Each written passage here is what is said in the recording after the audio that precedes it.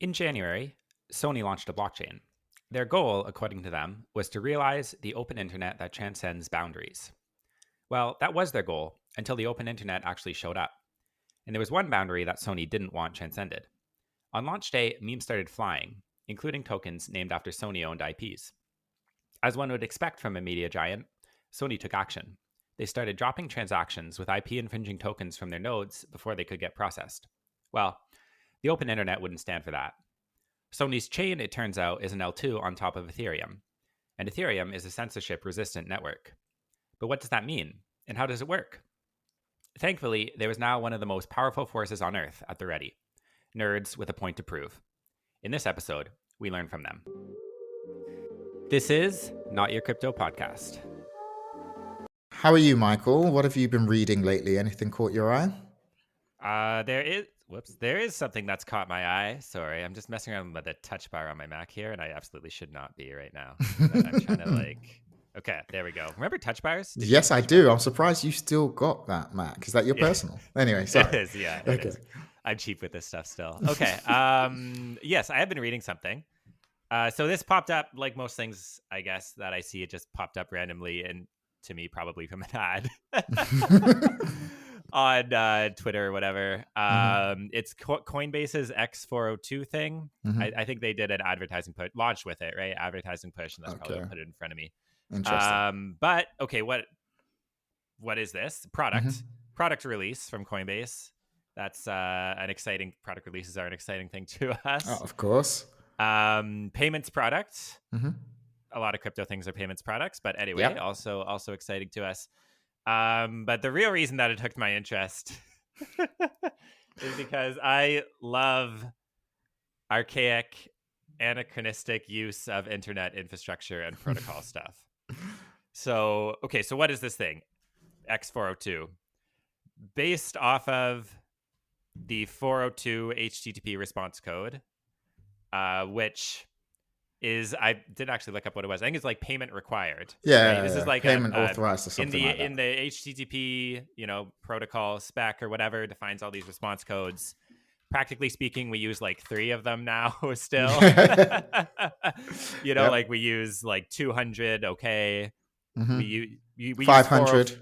500 server error.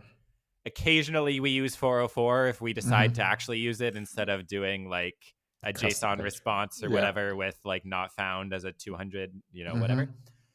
I guess like the 302 redirect we still use, but anyway, tons of them we do not use at all. Really, 402 was one of those that we didn't use at all. It's payment required is what it means, I think. Yeah, it is. Correct. And so this product is like, hey, why don't we use that response code, which is very exciting. And so it's a product that's built around I don't know, and then for a long time there was this idea of like one of the things that crypto enables is like micropayments to content creators, right? So like it's kind of like an alternative construction of the content economy of the internet instead of it being like ads based, which is what we're familiar with, or like a funnel where there's free content and then you like paywall stuff. I mean, it's kind of like that, but you know what I mean. Like the alternative stack is there's an easy, seamless way to do micropayments on the internet for you to access stuff. So they built a product around that using the 402 response code. It's obviously crypto native, but it's also like web native, like it's HTTP, right? I don't know. I thought that was neat. I do think it. I think you sent me the white paper as well, and I scanned it lightly, and I was like, I think it's very neat. It's nice to see product based in. Yes, that's the other thing, right? This is a consumer use case product for crypto stuff that is, is it financial? Yes, it's payments, but it's not like I don't know. It feels different to me. Yeah, it feels different to the DeFi stuff. That's kind of what you want to say without offending someone. And also, it kind of harks back to our very first episode, more callbacks. Yes, go back and listen to them, please. Where we talk about how centralized platforms monopolize their user base, their content creator user base, and they don't get very well compensated. And this obviously gives them a direct channel in order to actually be compensated for their efforts, because a lot of these content creators, I guess that includes you and I now. Interesting. I never thought of that. Just two guys trying to hang out and talk at the same time. But anyway, they get compensated for their efforts, and they get it directly. They get it in the most frictionless way possible, which is, as you said, with crypto. One of the cool things about crypto is it allows you to go down to almost like ridiculously low numbers in terms of microtransactions. But they didn't spin it like that when I was reading. They really were talking about agentic, as they now know it. Yes, basically okay, yeah. AI agents. I ignored that part a little bit, but you're right. Thank you. Yeah, because I was like, I don't understand. I don't understand, because at the moment, right now, AI agents have been sold to the tech public, I guess, as you can ask it to do this thing once you've given it creds to all of your other services, and so it can pull everything in together. And what the best example, or the most numerous example, aside from specific tech ones where it's data heavy or accessing some type of data sync somewhere, is basically you can book a holiday and you can get it to plan things like that, which dubious sales use case for me at the moment. Obviously, it can be built on, but yeah. I think one thing that like the agent kind of turn of software is getting people used to, though, is like this kind of usage-based billing, usage-based billing, obviously, but like like the idea that I have a thing, it does a bunch of little things, each of those little things costs a little amount, and that's what that's the cost of something, as opposed to like a per month, per year, whatever, like I get that. A retroactive thing. It's like at time of use, there's this small incremental cost of the software doing something. I think from like an economics perspective, that seems more efficient. Like that seems like definitely the closer the cost of something is tied to the actual action, in theory, the more like I don't know, whatever. It feels like that should be more efficient. Definitely market for it is more efficient compute. So that's neat too. One thing. Oh, go on. No, that's it. One thing that did slightly rub me the wrong way was the promotion of how simplistic and easy it is to set up. And I'm like, okay, it's easy to set up for the person who's being accessed or providing the service that wants to charge people. But it's not easy to set up for your average Joe Blogs user, because you've built it on top of crypto infrastructure, which means you now have to explain to them what a wallet is, what cold storage is, what a hot wallet is. You have to explain to them all of the stuff that comes around with that. And I'm like, can they please acknowledge that in the future going forward? Obviously, you've got things like ZK login, which are trying to make it easier for people. That's another episode callback. That is an episode callback. So if you haven't heard that, if that's a brand new term to you, go back 2 or 3 episodes, you'll be able to get our breakdown on that. But I'm just like, please, let's not be disingenuous in how we explain how easy it is to onboard into the crypto universe with money right now, with the choke points being its integration with fiat and what happens there. But otherwise, I think it's a really cool product. I look forward to it being updated, and released into the public. And maybe in the future, who knows, we could go onto our own platform and we could start charging for microtransactions for access to our thoughts. But yeah, that was super cool. That was actually super cool. Thank you for sharing that with me.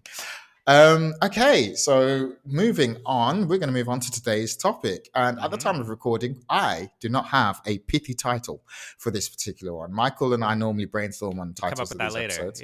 We will come up with this after the fact. So today we're just going to call it Sony-owned, work in progress, or working title.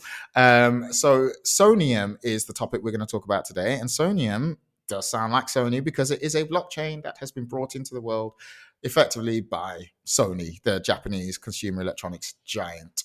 What is Sony-owned? So it's an open blockchain that they basically published live, or went to mainnet as it is known in the parlance, January 14th.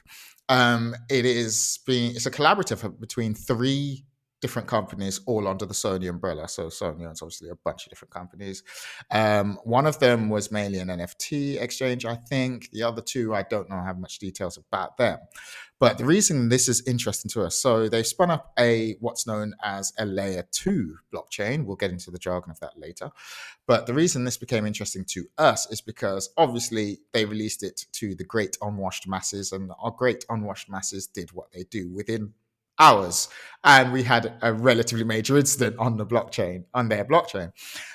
Effectively, people were infringing intellectual property rights, more specifically Sony's own intellectual property rights, because they were trying to spin up meme coins, meme coins. They're back. They're back for this point of this conversation anyway. And so Sony had to shut that down.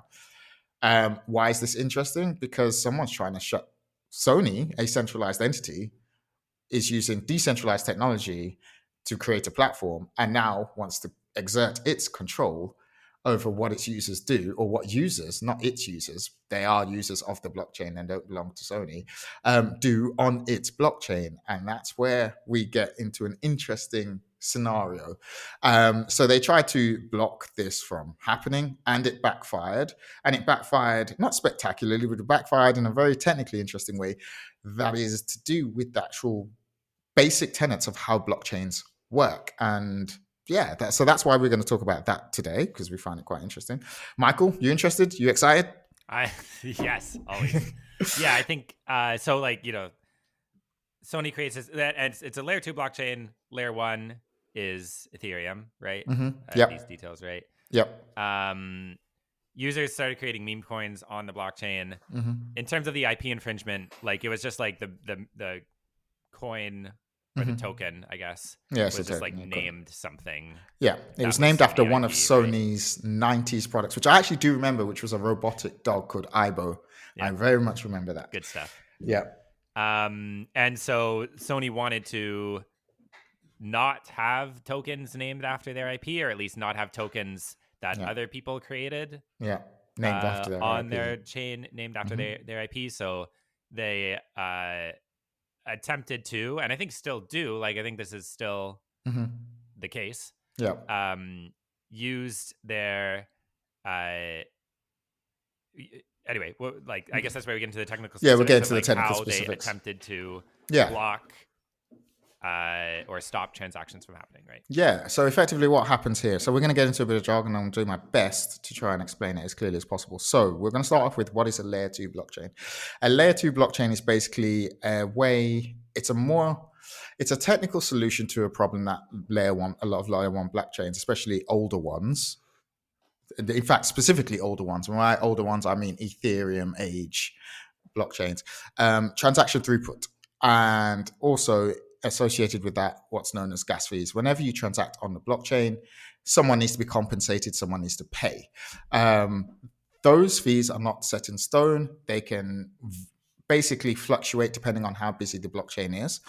So people came up with, in order to basically make it easier and more hospitable to actually transact on the blockchain with speed and with some certainty of price, people said, okay, maybe we can do like batch processing on the blockchain. So that's one way of doing it. So they came up with this idea of, okay, I have a layer 1 blockchain like Ethereum. I'm going to build a layer 2. And I think in this particular case, it was an optimism framework that they used to build this layer 2. That underlines and supports this layer 2. That basically does these things, different types of layer 2 blockchains, but basically you can have roll-ups, which are basically batch processing again, side chains, which are a type of layer 2.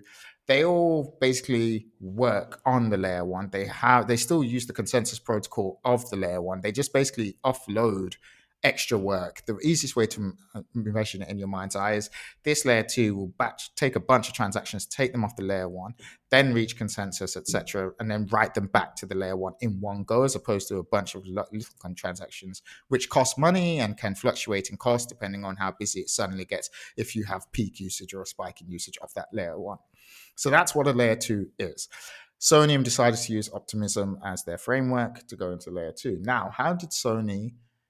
the point is, access to the layer 2 is still as open and supposed to be as decentralized as a layer 1. But there are components that you need to integrate into your layer 2 in order for it to communicate with the layer 1. And one of these components is known as a sequencer. So what happened here was Sony owned the sequencer. Sony was in charge of the sequencer. And what a sequencer does, well, basically what it says on the tin, it sequences all the transactions, because on a layer 2, you can obviously receive transactions from anywhere. You can receive it from some RPC node, you can receive it from an API gateway, you can receive it from an app somewhere. They basically arrive. What happens is they tend to arrive at the sequence. Well, they tend to arrive out of order. Arrive where? Well, they go to the sequencer before the sequencer batches them up and sends them off to the layer 1. They arrive out of order, which obviously doesn't make sense. So the sequencer's job is to obviously read the timestamp. I am assuming there, that is a gap in my knowledge, but I'm assuming it's to read the timestamp which has been applied to whatever transaction at the time it's submitted to the mempool and layer 2 to actually sequence the transactions in order before it then batches them up and sends them off to the layer 1. What happened here? So technically, bad guy, well, not even bad guy, fun guy, I would say, interesting person, decided it's meme coin time. And so they spun up this meme coin, wrote the smart contract that governed it, etc., etc. And then Sony got wind of this. And by the way, in Sony's defense, not that they really need, there's no bad people in this, there's no good guys or bad people, just people doing stuff. Sony had already been very clear that it was going to police intellectual properties on its chain. It had made it very clear that you'd get given a 12-hour grace period if it flagged something to remove whatever was infringing against its terms of service via IP rights. And if you didn't, then it would take actual punitive action. Nobody knew what the punitive action was. Well, now they do.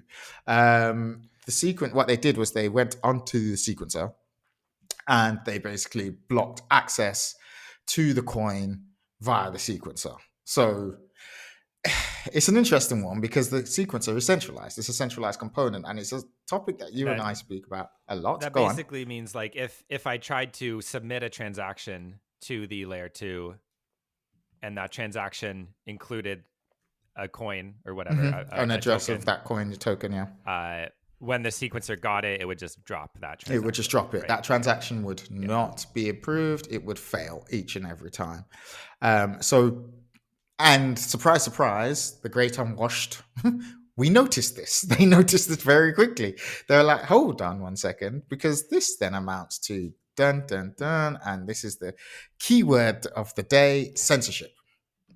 Yeah, and I think that's worth unpacking a little bit, maybe. Yes. Because I think there's a few things here. One, I think one of the reasons people originally got upset about this was it takes a bit of time for Sony to react to an IP infringement. Like they're not like pre-scanning everything. They see something, a token, and they're like, okay, now we need to block it for IP reasons, and then they do that. So there's a time where people are transacting, at least in some cases, there was a time where people were transacting with this token, buying this token, then it gets blocked, and then you can't transact with it anymore.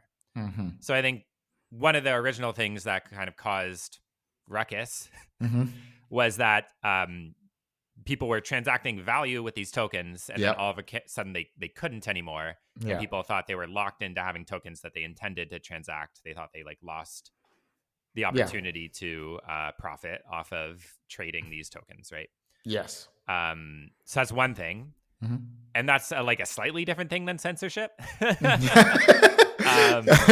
What are you saying? Is it theft? Is it? No, I get what you're saying. I don't know, but whatever it is, like, and then there's censorship, and it's like, okay, well, like, what does censorship mean when we say that something is censored on a blockchain? Like, what does that actually mean? I guess. Yeah.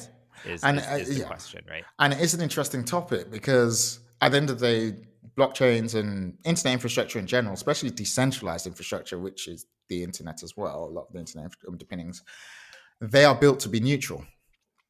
They are built to be neutral, and everyone, so long as you can put it on there, it should be on there. And as long as you have access to the internet, you should be able to access that thing. Go on. No, I was just gonna say, I think there's like a very technical way you can put this. Like, I think one of the things that is interesting here to me about this topic is like there's a very technical way you can construct censorship. Go on. In these systems. And I'm not taking credit for this. I think this is based on, things I read or whatever. But it's the idea that if you submit a transaction, like if you submit a valid transaction, like a technically valid transaction, and that transaction does not get processed, that is, in a broad sense, censorship, right? Yes. Like every valid transaction should eventually be processed. Yeah. And that's similar, like you're talking about comparisons with other systems, like common carrier stuff or like net neutrality kind of stuff, right? Yeah. If I submit a valid like IP packet, like I submit a valid packet to my ISP, if that doesn't get processed eventually, then that's like censorship of my traffic, right? Yeah. or conversely of like a server sending me stuff. Yeah. So yeah, like when we talk about censorship, like that word evokes like this kind of political meaning, right? Of like speech and like somebody, you know, in a more like socially is my dollar word of like our podcast is like socially constructed way. But in this case, there's a very technical construction of censorship, which is like a valid transaction not being processed by the network. Yes. Does that make sense? And that's exactly how they see it as well. That's how crypto heads see it as well. At the end of the day, if it's a valid transaction, it should get processed. And these were valid transactions. So how dare you not process them? So that's when the word censorship got bandied around. It's like, oh, okay, hold on. Sony is censoring transactions on a decentralized network. Ironically enough, and I'm just reading here because I want to quote it, one of the objectives of this network was to realize the open internet that transcends boundaries. And immediately on first day one, Sony implements a boundary.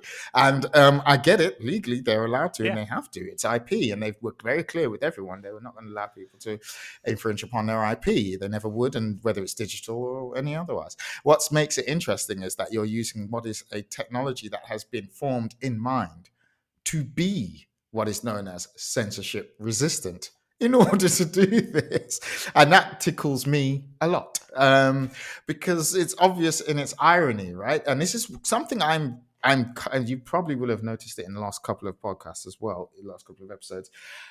I find it interesting when I love product. I'm here for the product. I'm not here for the crypto prices.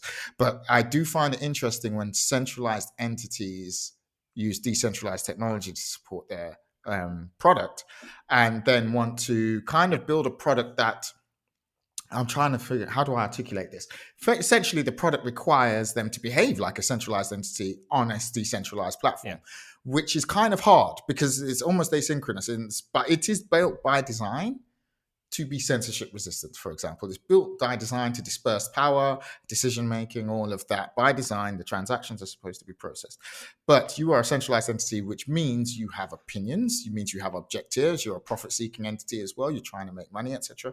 So that means you have to go about, you have a business objective, which means you have objectives that work and ones that are basically get in the way of meeting that objective. You then have to enforce it.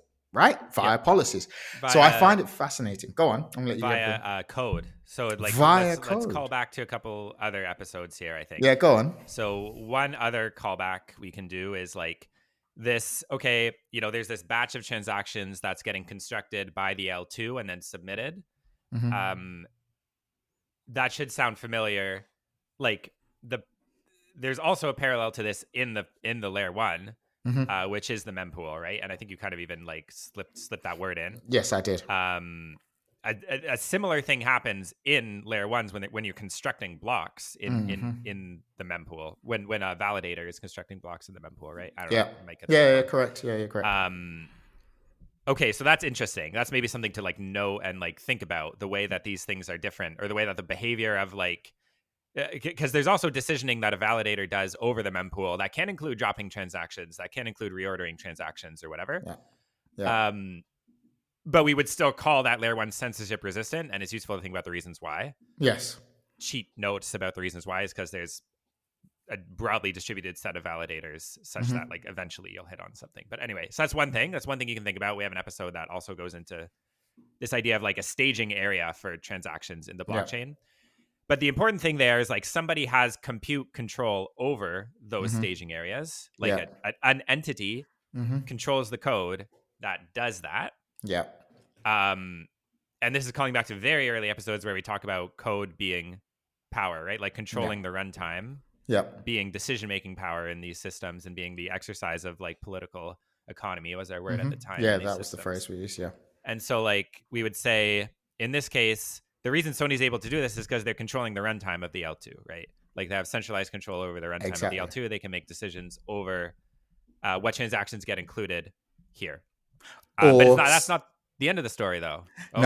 So they thought. And this is where it gets a bit spicy. Yeah, like did they think, or were they like, you know, did they actually know? I don't know. Right. But like there's a twist. Right. So there was a plot twist because their actual ability to censor the transaction was hindered and effectively, successfully as well, might I add, undermined by the very fact that blockchains are built to be censorship resistant to censorship attempts like this. The fact that they were building on what was known as a layer 2 meant that anyone who had access to the layer 1 could still access the token contract. And they could do this because there's effectively, when you build a layer 2 on top of a layer 1, there is a contract on the layer 1 that allows you to communicate and send messages to the layer 2. Obviously, by definition, it has to be there in order for them to talk to each other and actually use the layer 1. So a very clever person realized this and used the contract, the optimism contract, that is used to send messages between the two layers, and call the contract that the token had been built using on layer 2. So as a result, they were able to transact and force transactions via layer 1 onto the layer 2 in order to transact with the actual token and use it for whatever reason they wanted to. This is a hilarious situation, quite frankly, to me. But it's also quite cool because it actually shows you, again, it's almost asymmetric. When you're opinionated about what you want the technology to achieve and you build it in foundationally, it shows you how rigid it can be or how hard it can be to undermine those controls if you're not using that technology with the same purpose in mind. What am I trying to say there? Basically, if something's built to do a thing and then you try and hack it to do another thing, you're always swimming up. You're swimming against the tide. You're basically swimming uphill. And that's what's happened here, because they were still able to access the token on the layer 2 via the contract that was on the layer 1 that was used to facilitate communication between layer 1 and layer 2, which I think is quite cool. Yeah.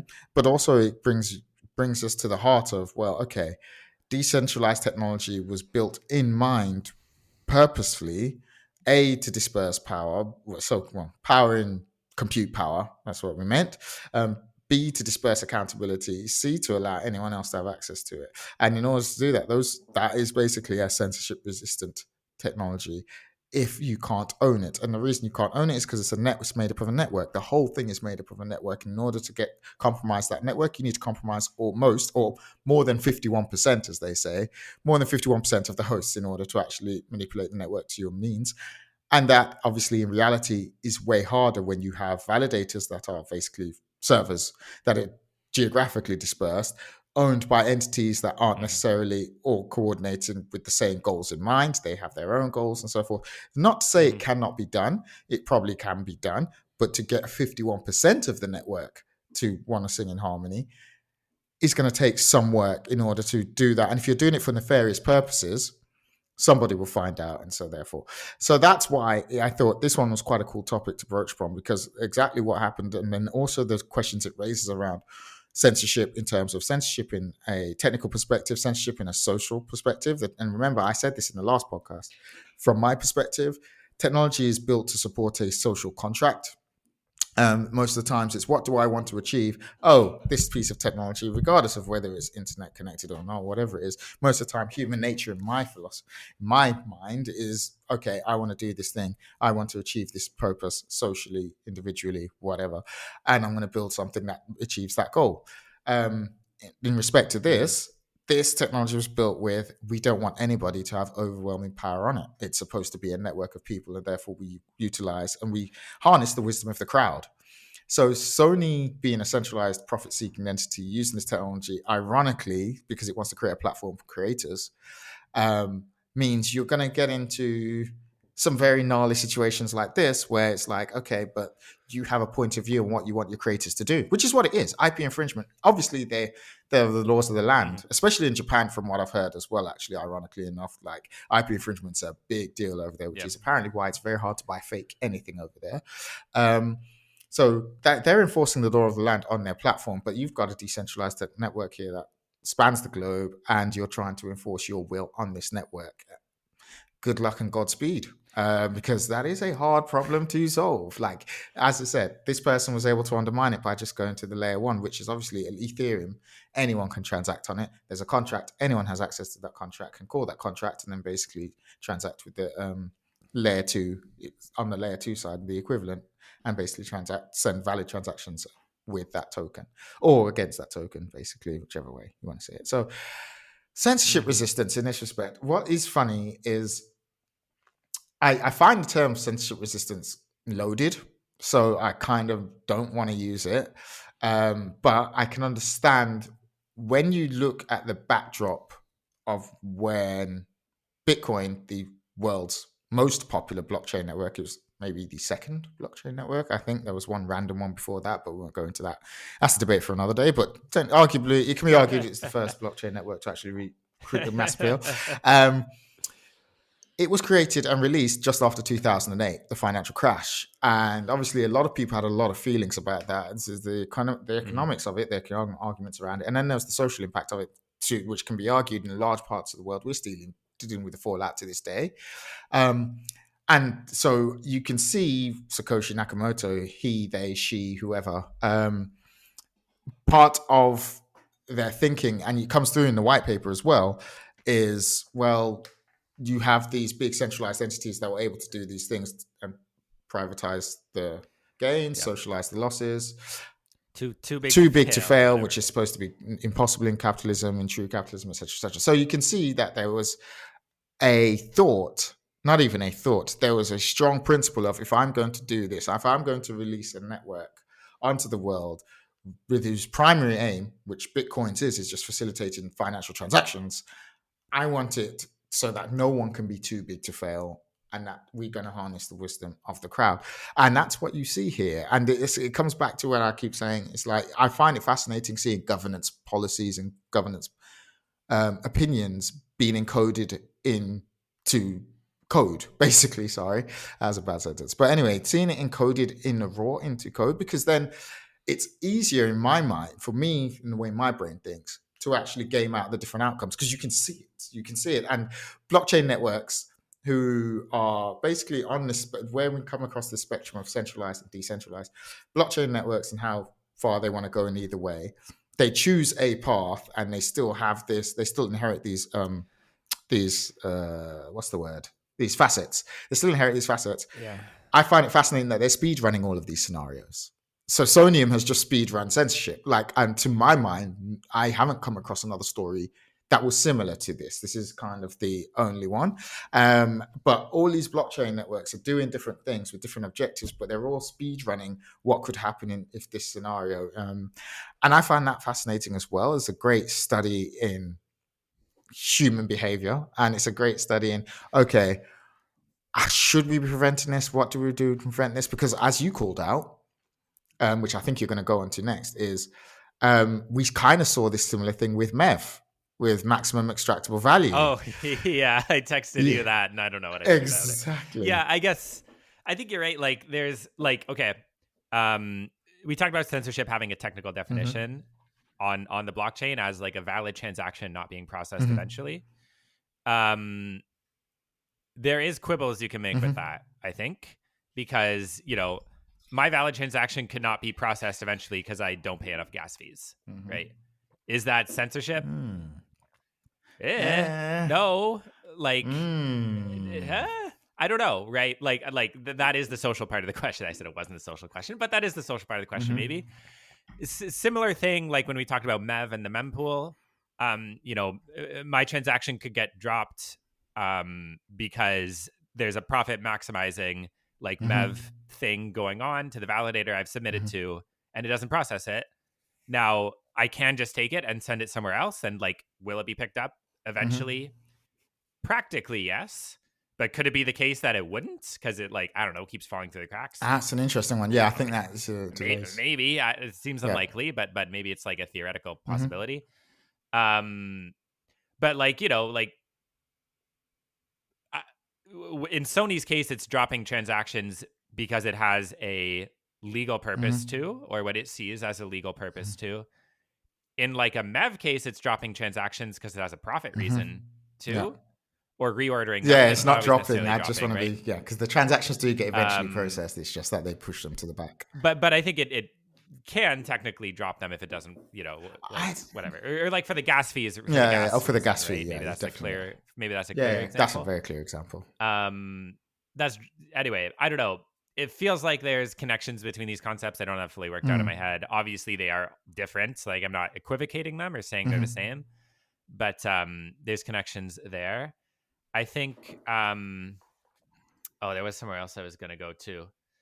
Oh yeah, the thing you said, which also kind of caught my interest, right, is you talked about these systems being designed in a way that is censorship resistant, like having things built into the design, the technical design of the product that like sets them off in a certain direction.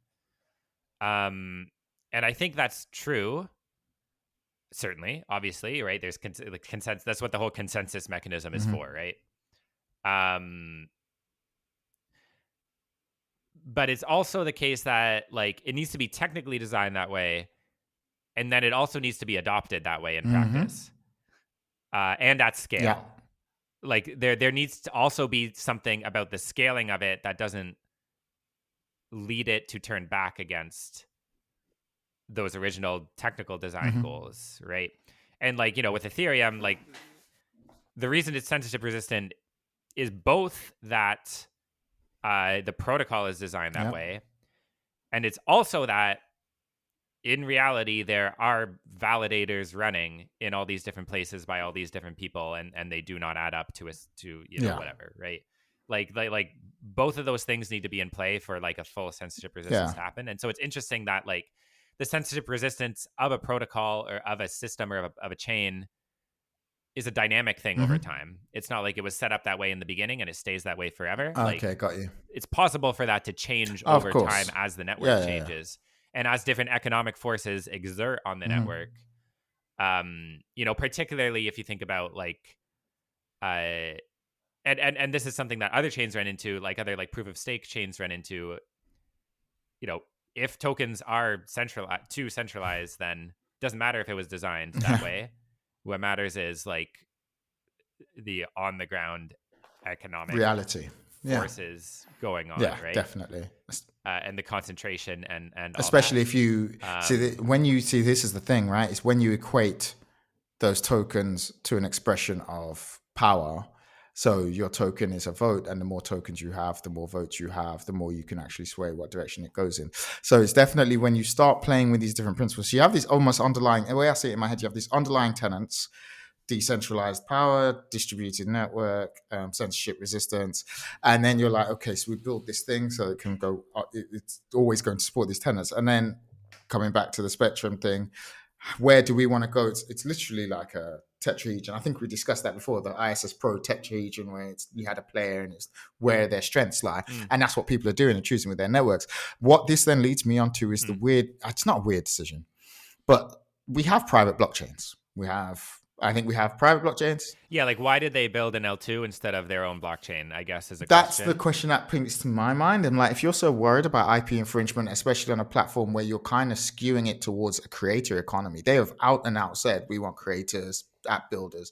We're looking at the social aspects of this thing.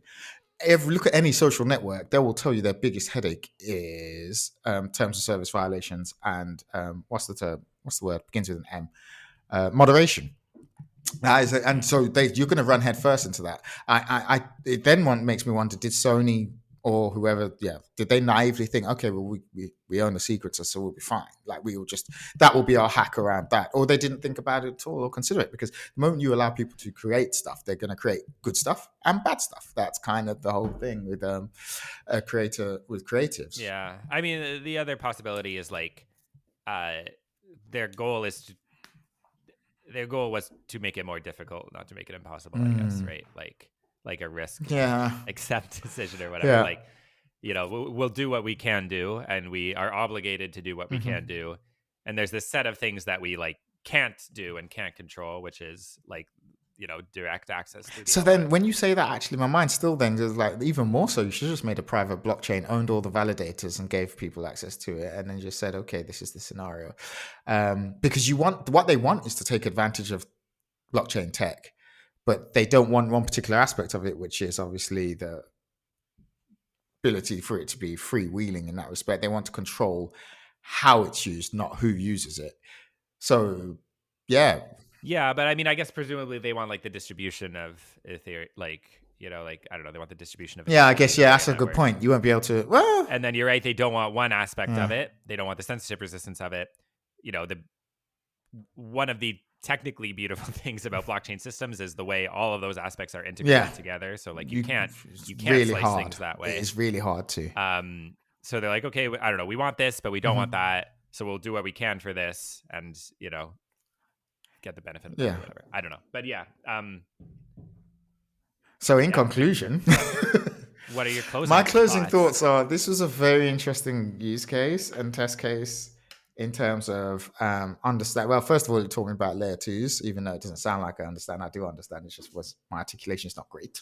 But yeah, I don't think I understand layer twos. I like every time I need to reread. Yeah, I know that feeling. Need to reread how they work. So yeah, talking about layer twos, also talking about censorship and distributed networks and decentralized networks, because one thing that it sounds very like DNS comes to mind a lot when I'm reading and researching a lot of these things, and it sounds very random and converse, but I'm really gaining a very deep respect for the designers of the DNS system.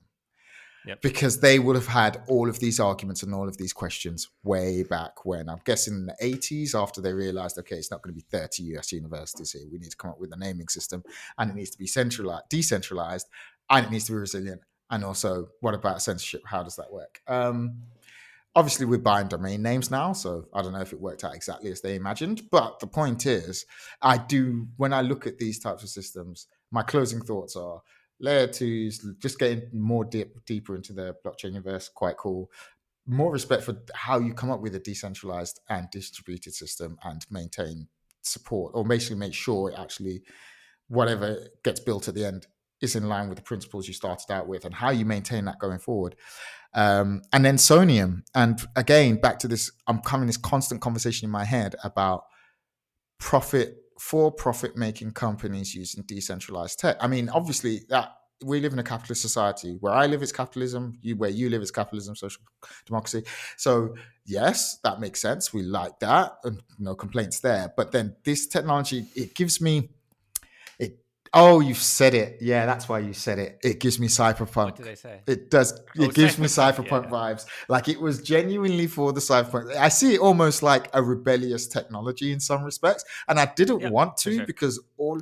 That's the punk. Yeah, right? And it's there. I'm seeing it now because all the people that were just like when it first came out, those were the kind of people that kind of turned me off the technology at the start, and I was like, "What are you on about? It's still internet, like it's still there." Anyway." But no, I'm seeing it now. I find it fascinating, and I find it interesting in terms of what's going to go forward. And the reason I keep having this conversation with myself is because I'm like, well, what product could I come up with? Obviously, I like this technology. What product could I come up with? But then I'm like, what's the point of the product? Is it to make money? Because if it's to make money, then it's a centralized entity doing. And you end up in crypto.com space type thing. Or is it if it's not to make money and I'm giving it for the, what is it when it's not to make money and what am I doing it for? And these are the kind of conversations I have in my head. Like, I mean, yeah. I think you're expressing something true there. This is where I think of the term like scene, right? Like a scene is a group of people who do something not for money. Yes, I remember that article. I mean, I think, and you know, like the reference point of that is like a music, like you know, like a music scene, right? Like people, like yeah, sure, some people want to get big or whatever, but like that's selling out, and that's bad for the scene. From a perspective internal to the scene. The scene is just people who make music because they like to make music. They want to be like that, right? And yeah, I think there is like a crypto scene or like a blockchain scene that does stuff just to do stuff. Now, a lot of that stuff that they do just to do does have a financial flavor, which is interesting. Like it kind of blurs a little bit. But there is also just genuinely doing stuff to do stuff, right?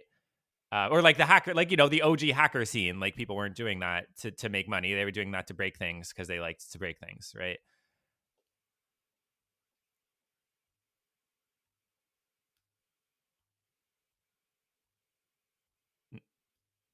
Okay, there you go.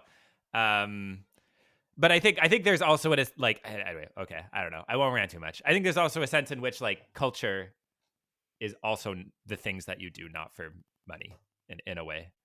And I think like yeah, there's blurring there and all that, but anyway, okay. I'll rant about that too later. Different conversation. Saying have Sony discovered a scene or Sony triggered us to go looking for a scene, and are we a scene? Anyway, thank you for listening, and we'll be back as soon as we can. It's been busy, but we'll be back, and we still love recording, and we're still happy to have you listen. Thank you.